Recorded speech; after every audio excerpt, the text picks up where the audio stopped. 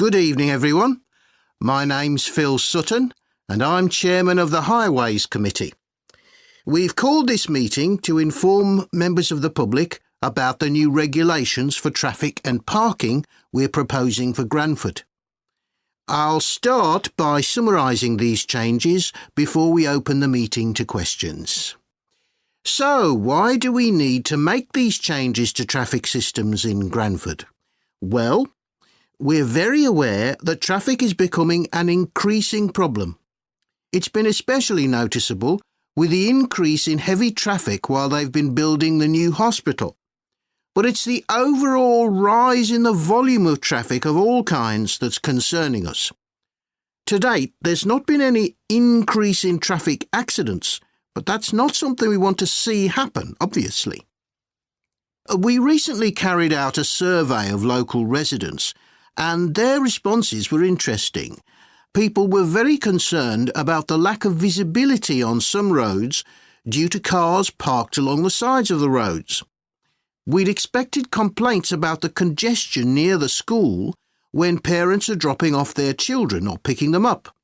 But this wasn't top of the list, and nor were noise and fumes from trucks and lorries, though they were mentioned by some people. We think these new traffic regulations would make a lot of difference, but we still have a long way to go. We've managed to keep our proposals within budget, so they can be covered by the council. But of course it's no good introducing new regulations if we don't have a way of making sure that everyone obeys them. And that's an area we're still working on with the help of representatives from the police force. OK, so this slide shows a map of the central area of Granford with the High Street in the middle and School Road on the right. Now, we already have a set of traffic lights in the High Street at the junction with Station Road, but we're planning to have another set at the other end at the School Road junction to regulate the flow of traffic along the High Street. We've decided we definitely need a pedestrian crossing. We considered putting this on School Road just outside the school, but in the end we decided that could lead to a lot of traffic congestion. So we decided to locate it on the High Street, crossing the road in front of the supermarket. That's a very busy area, so it should help things there. We're proposing some changes to parking. At present, parking isn't allowed on the High Street outside the library, but we're going to change that and allow parking there, but not at the other end of the High Street near School Road. There'll be a new no parking sign on School Road just by the entrance to the school, forbidding parking for 25 metres. This should improve visibility for drivers and pedestrians, especially on the bend just to the north of the school. As far as disabled drivers are concerned, at present they have parking outside the supermarket, but lorries also use those spaces, so we've got 2 new disabled parking spaces on the side road up towards the bank. It's not ideal, but probably better than the present arrangement. We also plan to widen the pavement on School Road. We think we can manage to get an extra half metre on the bend just before you get to the school, on the same side of the road. Finally, we've introduced new restrictions on loading and unloading for the supermarket, so lorries will only be allowed to stop there before 8 a.m. That's the supermarket on School Road. We kept to the existing arrangements with the High Street supermarket. OK, so that's about it. Now, We've got to choose a topic for our experiment, haven't we, Jack? Were you thinking of something to do with seeds? That's right. I thought we could look at seed germination, how a seed begins to grow. OK. Any particular reason? I know you're hoping to work in plant science eventually. Yeah, but practically everything we do is going to feed into that. No, there's an optional module on seed structure and function in the 3rd year that I might do.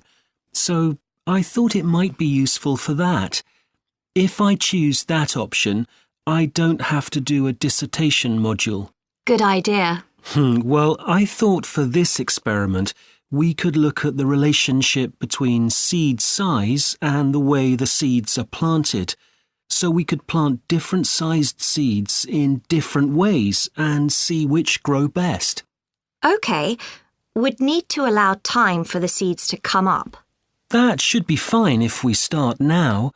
A lot of the other possible experiments need quite a bit longer. So that'd make it a good one to choose. And I don't suppose it'd need much equipment. We're not doing chemical analysis or anything. Though that's not really an issue. We've got plenty of equipment in the laboratory. Yeah, we need to have a word with the tutor if we're going to go ahead with it, though. I'm sure our aim's okay. It's not very ambitious, but the assignment's only 10% of our final mark, isn't it? But we need to be sure we're the only ones doing it. Yeah, it's only 5% actually, but it'd be a bit boring if everyone was doing it. Did you read that book on seed germination on our reading list? The one by Graves? I looked through it for my last experiment, though it wasn't all that relevant there. It would be for this experiment, though. I found it quite hard to follow. Lots about the theory, which I hadn't expected. Yes, I'd been hoping for something more practical. It does include references to the recent findings on genetically modified seeds, though. Yes, that was interesting. I read an article about seed germination by Lee Hall. About seeds that lie in the ground for ages and only germinate after a fire. That's the one. I knew a bit about it already, but not about this research. His analysis of figures comparing the times of the fires and the proportion of seeds that germinated was done in a lot of detail. Very impressive. Was that the article with the illustrations of early stages of plant development? They were very clear. I think those diagrams were in another article.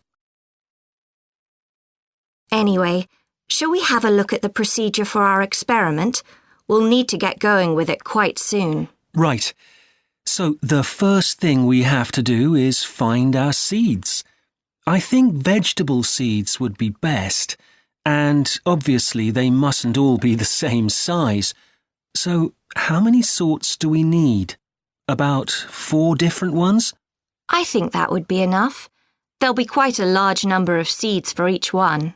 Then for each seed, we need to find out how much it weighs and also measure its dimensions. And we need to keep a careful record of all that. That'll be quite time-consuming. And we also need to decide how deep we're going to plant the seeds, right on the surface a few millimetres down or several centimetres. OK, so then we get planting. Do you think we can plant several seeds together in the same plant pot? No, I think we need a different one for each seed. Right. And we'll need to label them. We can use different coloured labels. Then we wait for the seeds to germinate. I reckon that'll be about 3 weeks, depending on what the weather's like. Then we see if our plants have come up and write down how tall they've grown. Then all we have to do is look at our numbers and see if there's any relation between them. That's right. So then we get... Hi. Today we're going to be looking at animals in urban environments. And I'm going to be telling you about some research on how they're affected by these environments. Now, in evolutionary terms, urban environments represent huge upheavals. The sorts of massive changes that usually happen over millions of years. And we used to think that only a few species could adapt to this new environment. One species which is well known as being highly adaptable is the crow, and there have been various studies about how they manage to learn new skills. Another successful species is the pigeon, because they're able to perch on ledges on the walls of city buildings, just like they once perched on cliffs by the sea. But, in fact, We're now finding that these early immigrants were just the start of a more general movement of animals into cities, and of adaptation by these animals to city life. And one thing that researchers are finding especially interesting is the speed with which they're doing this. We're not talking about gradual evolution here. These animals are changing fast. Let me tell you about some of the studies that have been carried out in this area. So, in the University of Minnesota, a biologist called Emily Snellrud and her colleagues looked at specimens of urbanized small mammals such as mice and gophers that had been collected in Minnesota and that are now kept in museums there. And she looked at specimens that had been collected over the last 100 years, which is a very short time in evolutionary terms. And she found that during that time, these small mammals had experienced a jump in brain size when compared to rural mammals.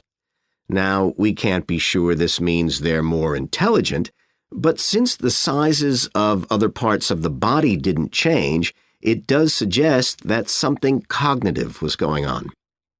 And Snellrud thinks that this change might reflect the cognitive demands of adjusting to city life, having to look in different places to find food, for example, and coping with a whole new set of dangers. Then over in Germany, at the Max Planck Institute, there's another biologist called Katharina Miranda, who's done some experiments with blackbirds living in urban and rural areas, and she's been looking not at their anatomy, but at their behavior. So, as you might expect, she's found that the urban blackbirds tend to be quite bold. They're prepared to face up to a lot of threats that would frighten away their country counterparts. But there's one type of situation that does seem to frighten the urban blackbirds, and that's anything new, anything they haven't experienced before. And if you think about it, that's quite sensible for a bird living in the city.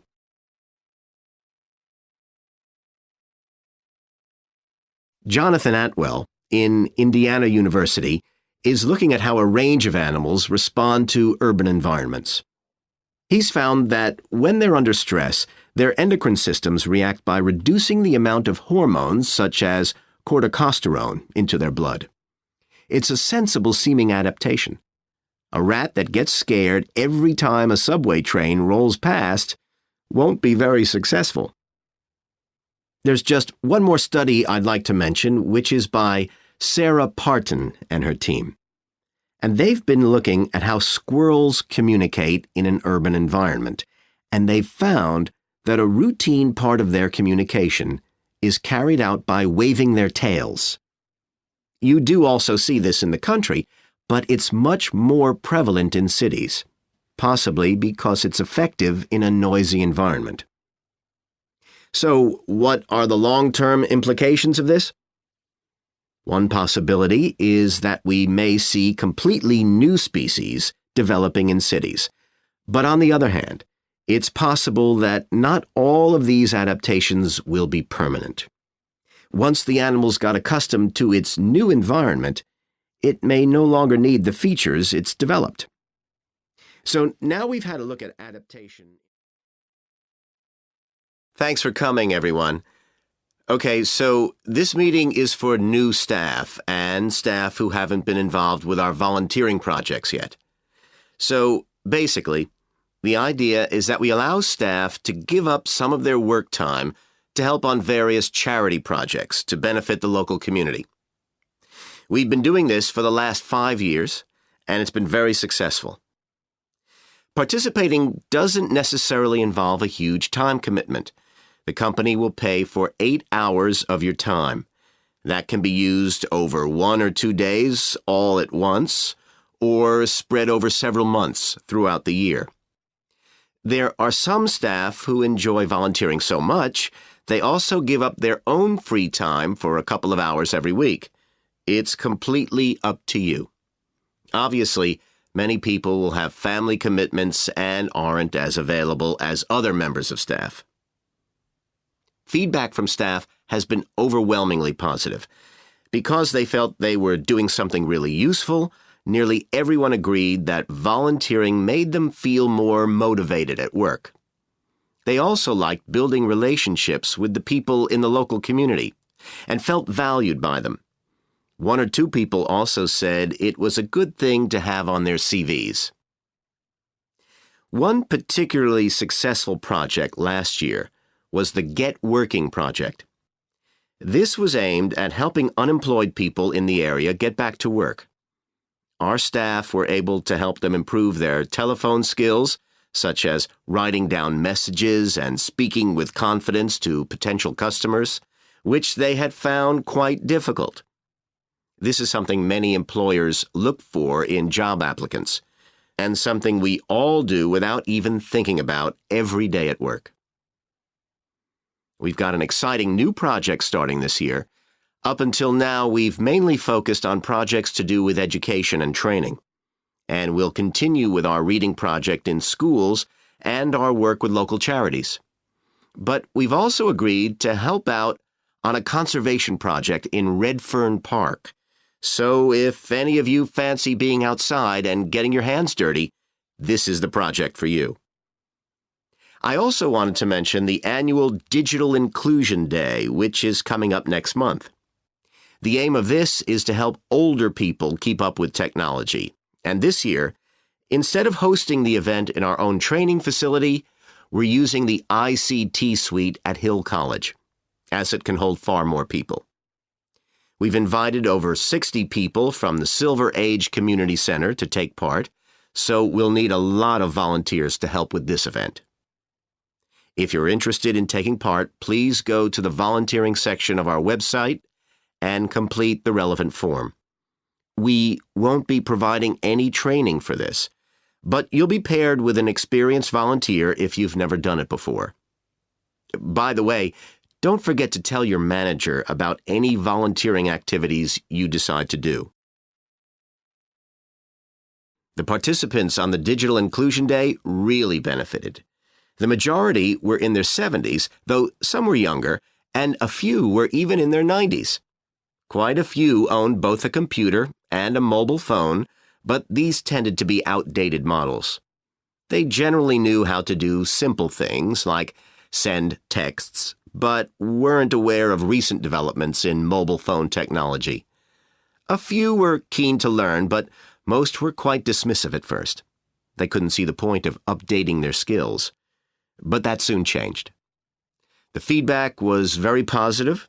The really encouraging thing was that participants all said they felt much more confident about using social media to keep in touch with their grandchildren, who prefer this form of communication to phoning or sending emails. A lot of them also said playing online games would help them make new friends and keep their brains active. They weren't that impressed with being able to order their groceries online, as they liked going out to the shops, but some said it would come in handy if they were ill or the weather was really bad.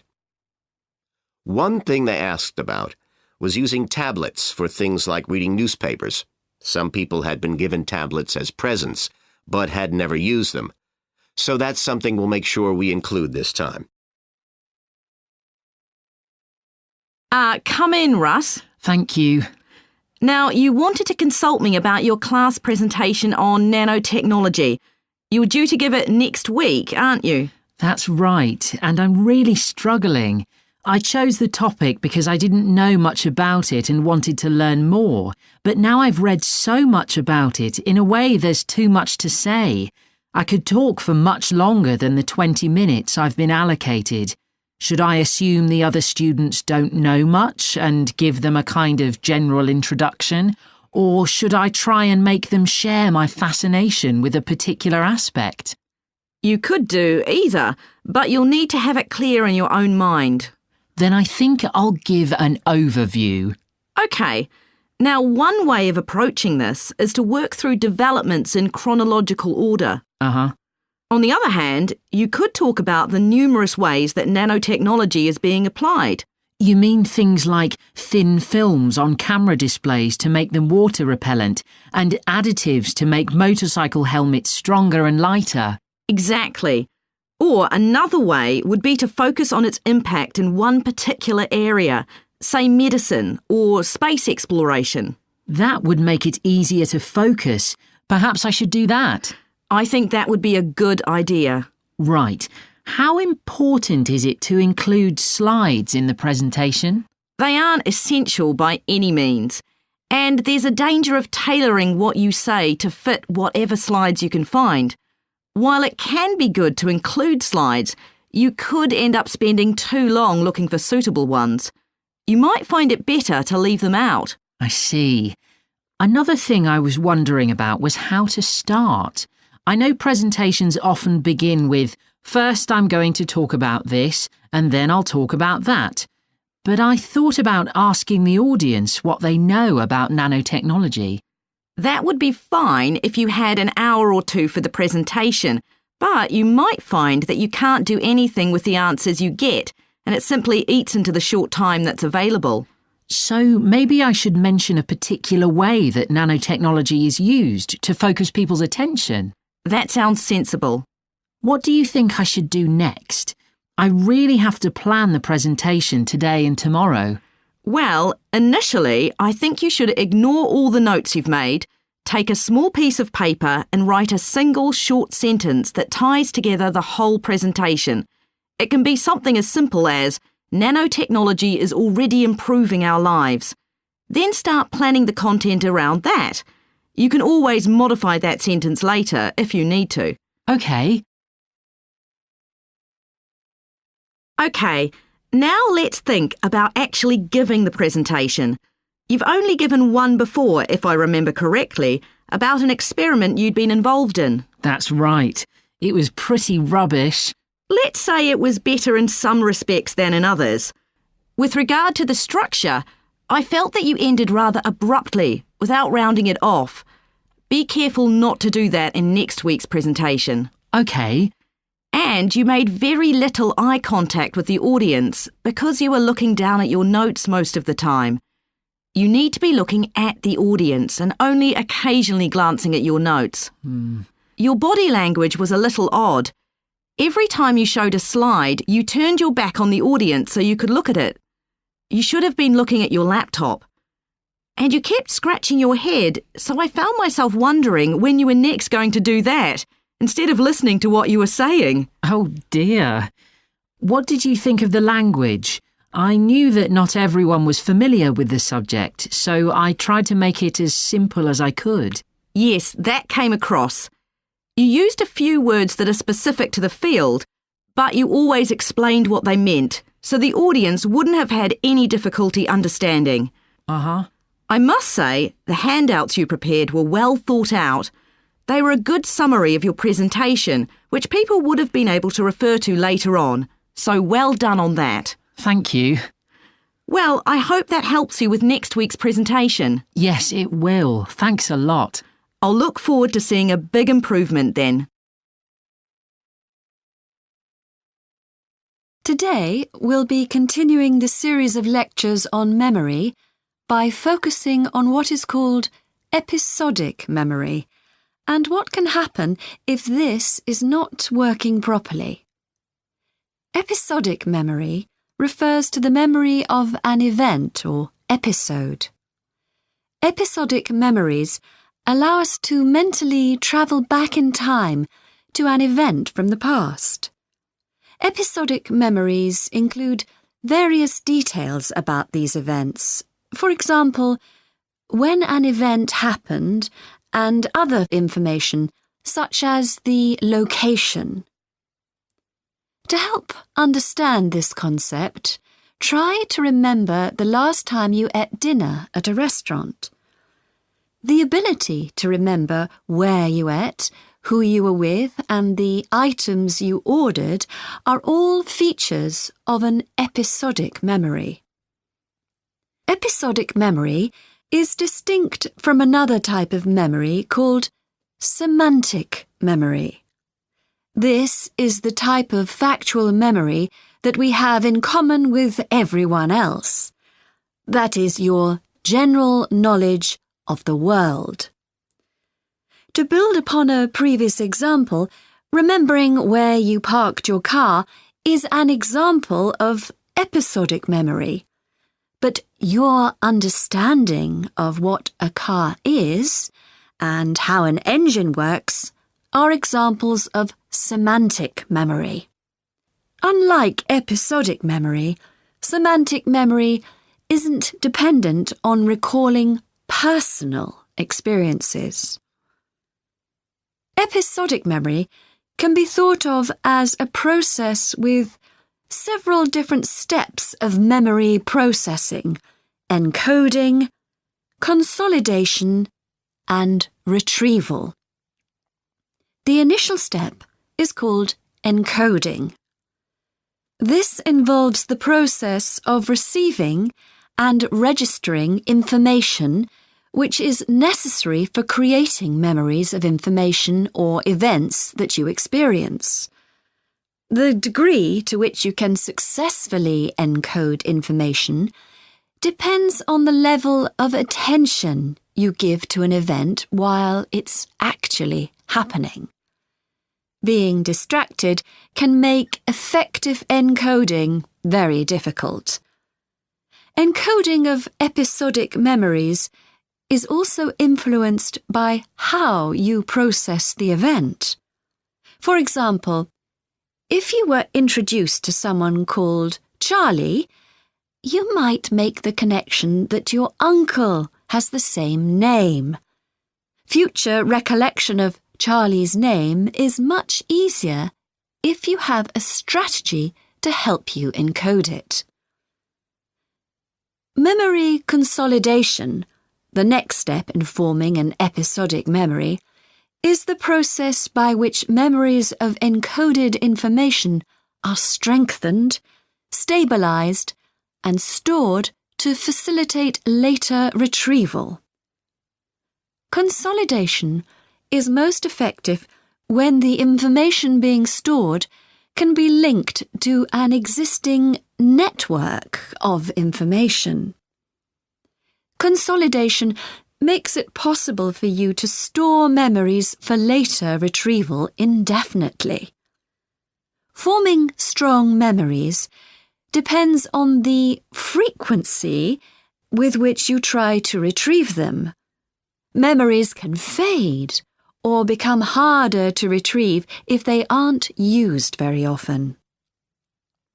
The last step in forming episodic memories is called retrieval, which is the conscious recollection of encoded information. Retrieving information from episodic memory depends upon semantic, olfactory, auditory, and visual factors. These help episodic memory retrieval by acting as a prompt. For example, when recalling where you parked your car, you may use the colour of a sign close to where you parked. You actually have to mentally travel back to the moment you parked.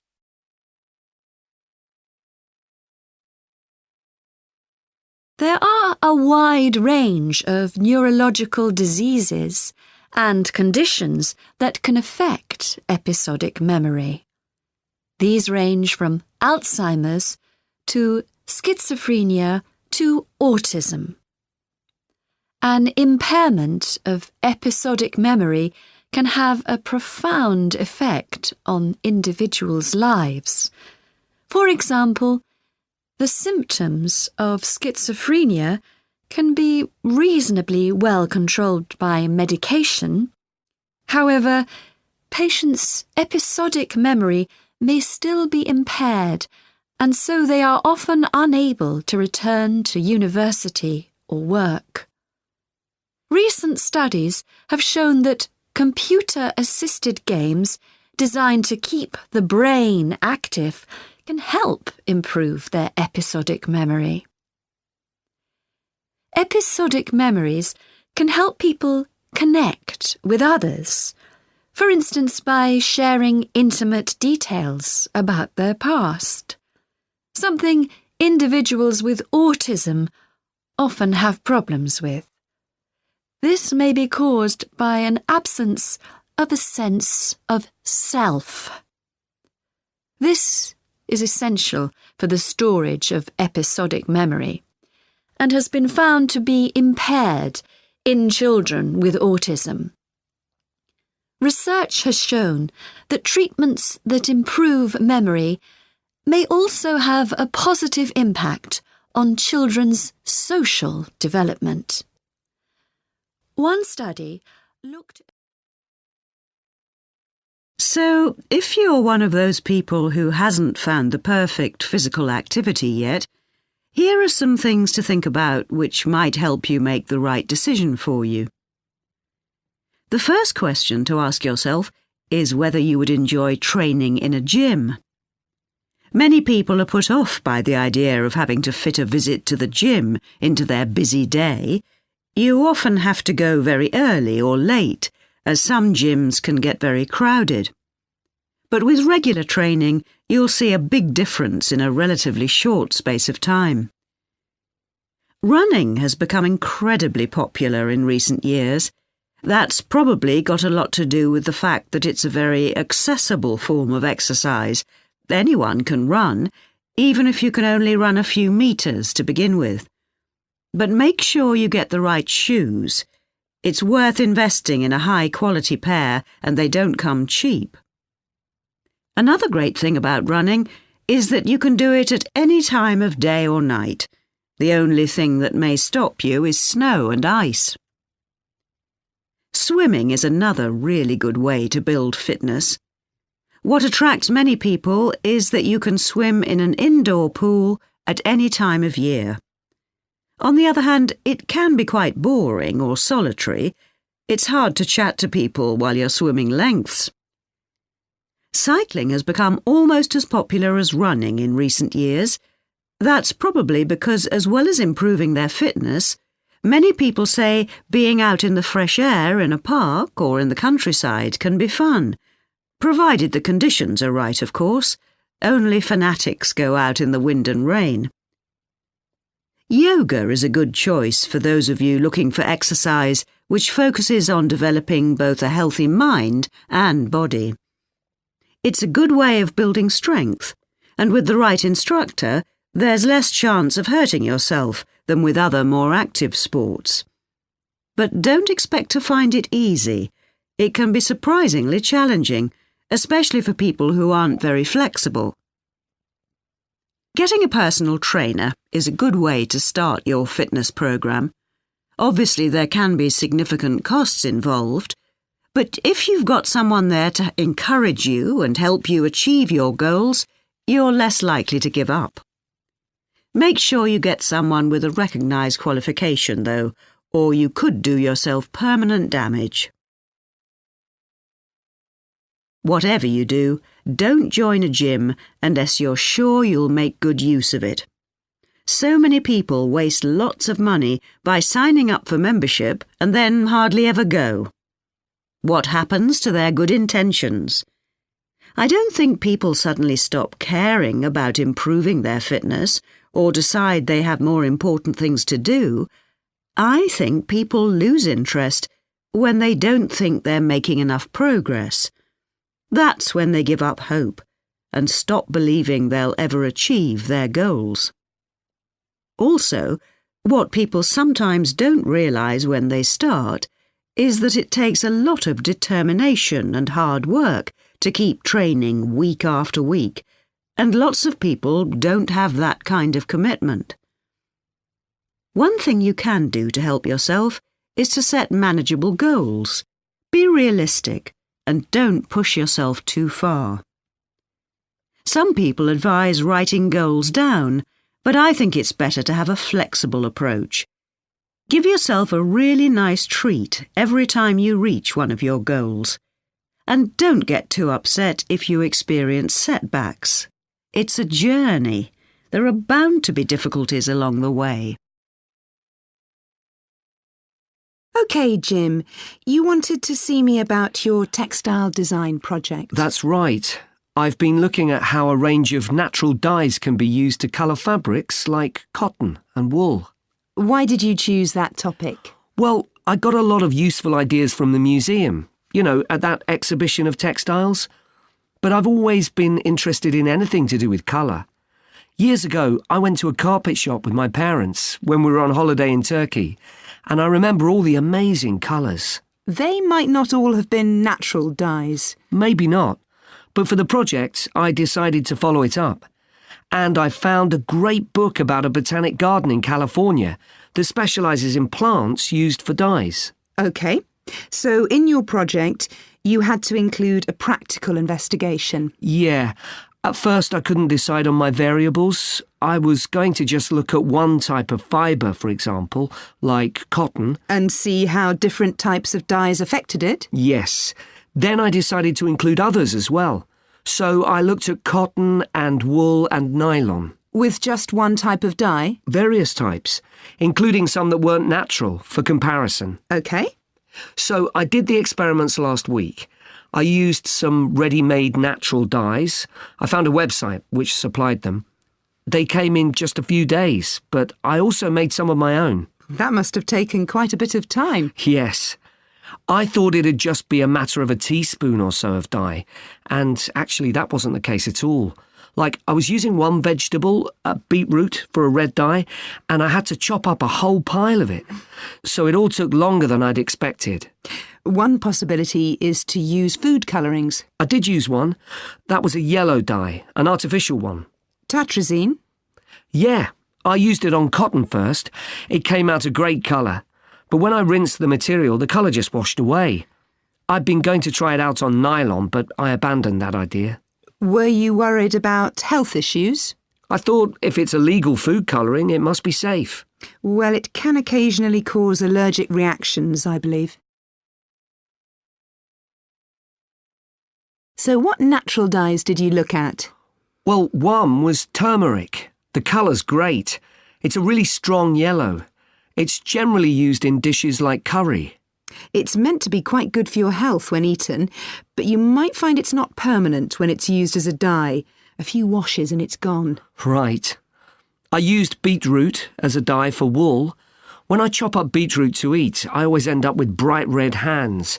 But the wool ended up just a sort of watery cream shade. Disappointing. There's a natural dye called Tyrian purple. Have you heard of that? Yes. It comes from a shellfish, and it was worn in ancient times, but only by important people, as it was so rare.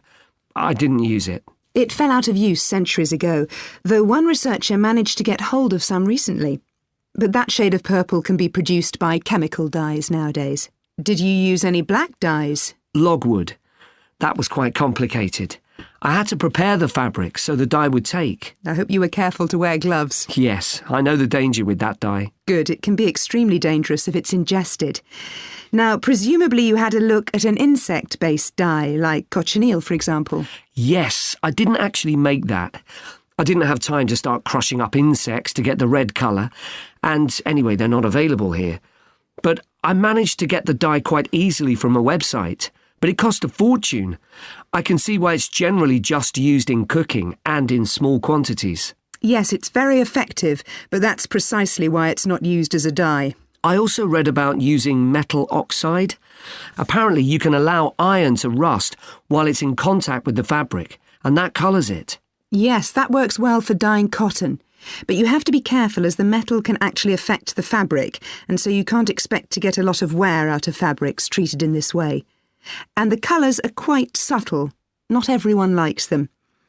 Anyway, it looks as if you've done a lot of work.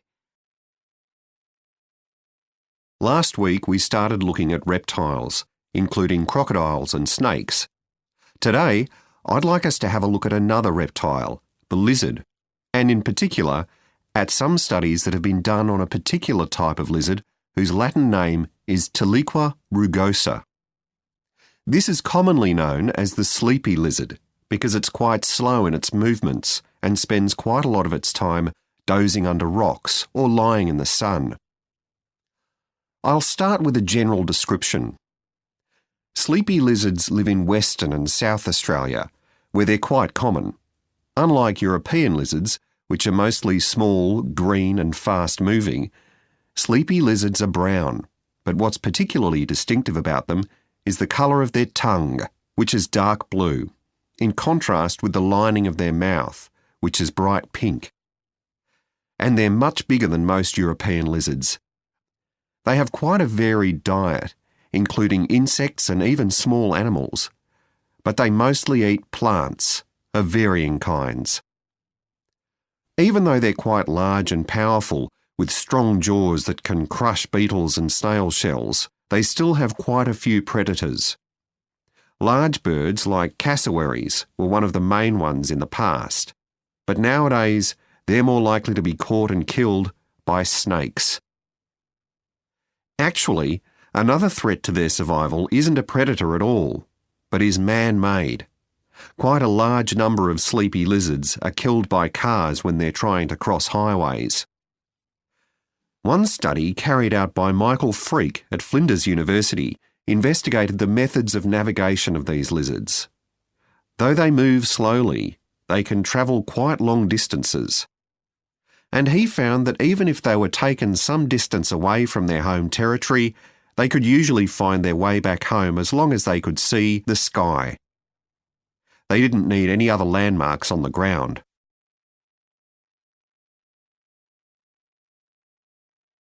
Observations of these lizards in the wild have also revealed that their mating habits are quite unusual. Unlike most animals, it seems that they're relatively monogamous, returning to the same partner year after year.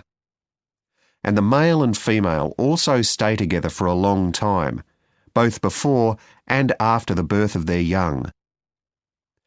It's quite interesting to think about the possible reasons for this. It could be that it's to do with protecting their young. You'd expect them to have a much better chance of survival if they have both parents around.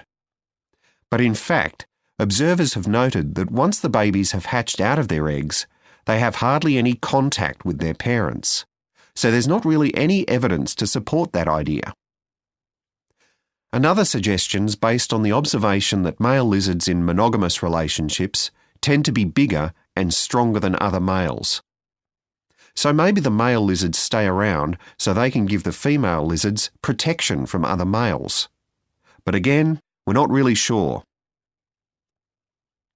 Finally, I'd like to mention another study that involved collecting data by tracking the lizards. I was actually involved in this myself. So we caught some lizards in the wild and we developed a tiny GPS system that would allow us to track them, and we fixed this onto their tails. Then we set the lizards free again, and we were able to track them for 12 days and gather data, not just about their location, but even about how many steps they took during this period. One surprising thing we discovered from this is that there were far fewer meetings between lizards than we expected. It seems that they were actually trying to avoid one another. So why would that be? Well, again, we have no clear evidence, but one hypothesis is that male lizards can cause quite serious injuries to one another. So maybe this avoidance is a way of preventing this, of self-preservation if you like. But we need to collect a lot more data before we can be sure of any of this. Hi everyone, welcome to the Snow Centre. My name's Annie. I hope you enjoyed the bus trip from the airport. We've certainly got plenty of snow today. Well, you've come to New Zealand's premier snow and ski centre, and we've a whole load of activities for you during your week here. Most visitors come here for the cross-country skiing, where you're on fairly flat ground for most of the time, rather than going down steep mountainsides. There are marked trails, but you can also leave these and go off on your own, and that's an experience not to be missed. You can go at your own speed.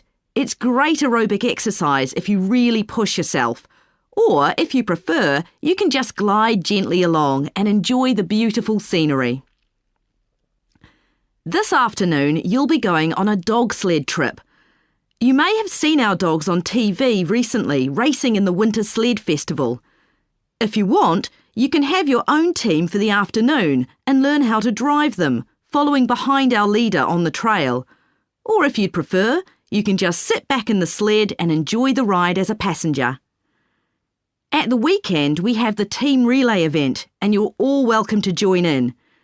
We have a local school coming along, and a lot of the teachers are taking part too. Participation rather than winning is the main focus, and there's a medal for everyone who takes part. Participants are in teams of 2 to 4, and each team must complete 4 laps of the course. For your final expedition, you'll head off to Mount Frenna wearing a pair of special snowshoes which allow you to walk on top of the snow. This is an area where miners once searched for gold, though there are very few traces of their work left now. When the snow melts in summer, the mountain slopes are carpeted in flowers and plants. It's a long ascent, though not too steep, and walkers generally take a couple of days to get to the summit and return. You'll spend the night in our hut halfway up the mountain. That's included in your package for the stay. It's got cooking facilities, firewood and water for drinking. For washing, we recommend you use melted snow, though, to conserve supplies. We can take your luggage up on our snowmobile for you for just $10 a person. The hut has cooking facilities, so you can make a hot meal in the evening and morning, but you need to take your own food.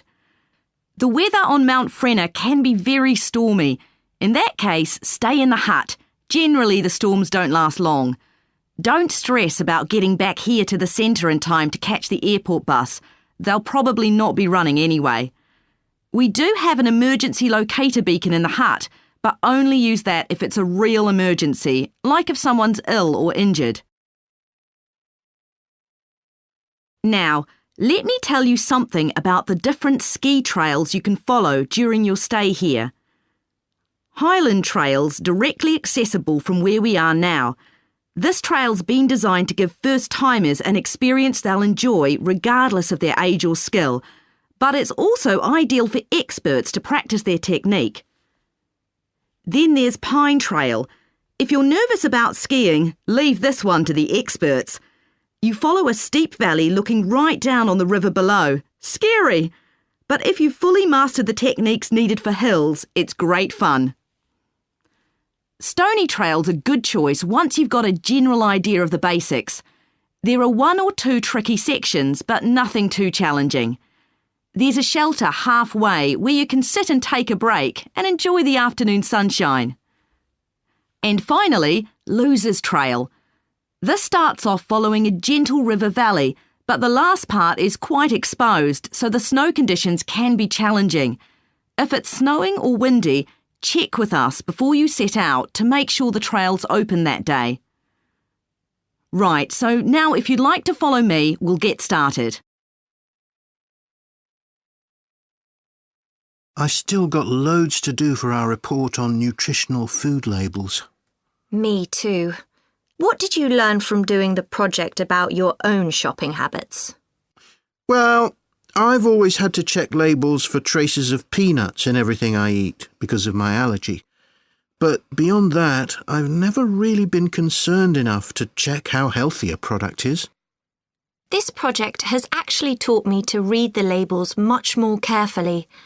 I tended to believe claims on packaging, like low in fat. But I now realise that the healthy yoghurt I've bought for years is full of sugar, and that it's actually quite high in calories. Ready meals are the worst. Comparing the labels on supermarket pizzas was a real eye-opener. Did you have any idea how many calories they contain? I was amazed. Yes, because unless you read the label really carefully, you wouldn't know that the nutritional values given are for half a pizza. When most people eat the whole pizza. Not exactly transparent, is it? Not at all. But I expect it won't stop you from buying pizza. Probably not, no. I thought comparing the different labelling systems used by food manufacturers was interesting. I think the kind of labelling system used makes a big difference. Which one did you prefer? I liked the traditional daily value system best, the one which tells you what proportion of your required daily intake of each ingredient the product contains. I'm not sure it's the easiest for people to use, but at least you get the full story. I like to know all the ingredients in a product, not just how much fat, salt and sugar they contain. But it's good supermarkets have been making an effort to provide reliable information for customers. Yes. There just needs to be more consistency between labelling systems used by different supermarkets in terms of portion sizes, etc. The labels on the different brands of chicken flavour crisps were quite revealing too, weren't they? Yeah. I don't understand how they can get away with calling them chicken flavour when they only contain artificial additives. I know.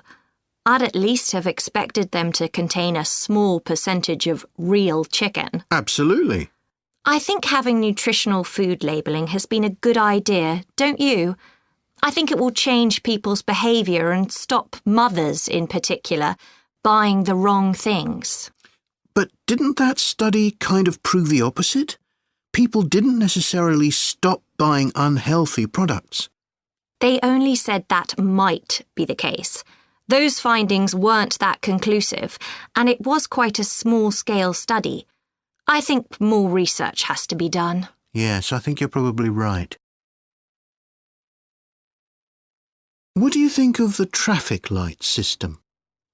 I think supermarkets like the idea of having a colour-coded system, red, orange or green, for levels of fat, sugar and salt in a product. But it's not been adopted universally, and not on all products. Why do you suppose that is? Pressure from the food manufacturers. Hardly surprising that some of them are opposed to flagging up how unhealthy their products are. I'd have thought it would have been compulsory. It seems ridiculous it isn't. I know. And what I couldn't get over is the fact that it was brought in without enough consultation. A lot of experts had deep reservations about it. That is a bit weird.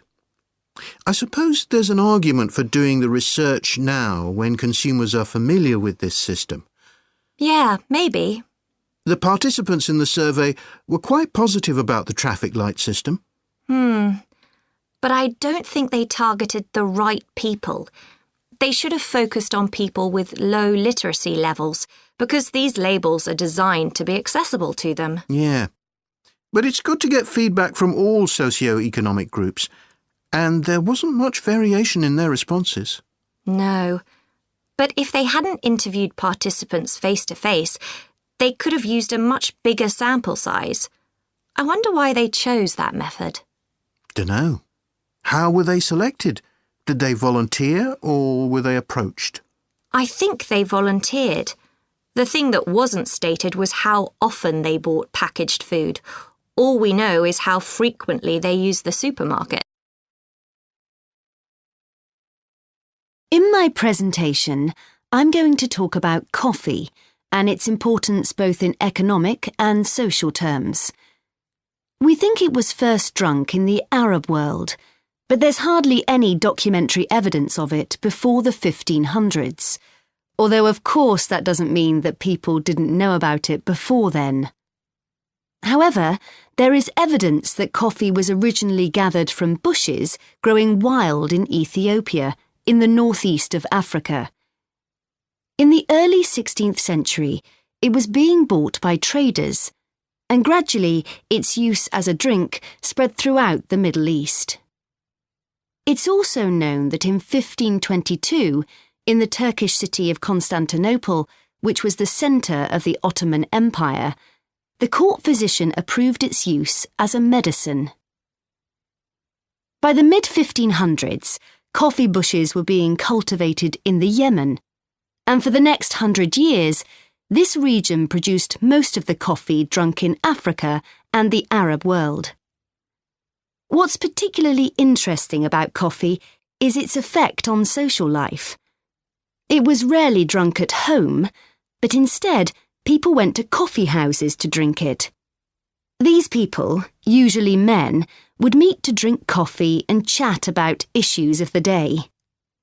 But at the time, this chance to share ideas and opinions was seen as something that was potentially dangerous.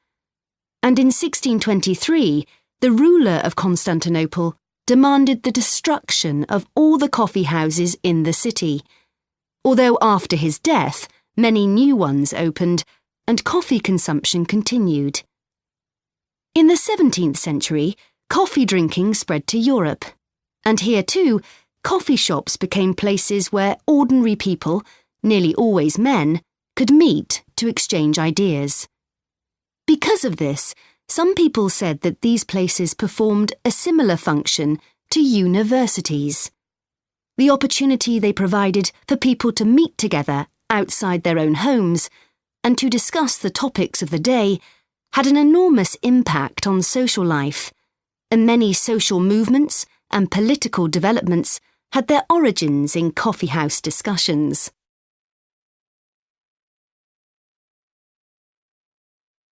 In the late 1600s, the Yemeni monopoly on coffee production broke down, and coffee production started to spread around the world, helped by European colonization. Europeans set up coffee plantations in Indonesia and the Caribbean, and production of coffee in the colonies skyrocketed. Different types of coffee were produced in different areas, and it's interesting that the names given to these different types, like Mocha or Java coffee, were often taken from the port they were shipped to Europe from. But if you look at the labour system in the different colonies, there were some significant differences. In Brazil and the various Caribbean colonies, coffee was grown in huge plantations, and the workers there were almost all slaves. But this wasn't the same in all colonies. For example, in Java, which had been colonised by the Dutch, the peasants grew coffee and passed a proportion of this on to the Dutch, so it was used as a means of taxation. But whatever system was used, under the European powers of the 18th century, coffee production was very closely linked to colonisation. Coffee was grown in ever-increasing quantities to satisfy the growing demand from Europe, and it became nearly as important as sugar production, which was grown under very similar conditions. However, coffee prices were not yet low enough for people to drink it regularly at home, so most coffee consumption still took place in public coffee houses, and it still remained something of a luxury item. In Britain, however, a new drink was introduced from China and started to become popular, gradually taking over from coffee, although at first it was so expensive that only the upper classes could afford it. This was tea, and by the late 1700s it was being widely drunk.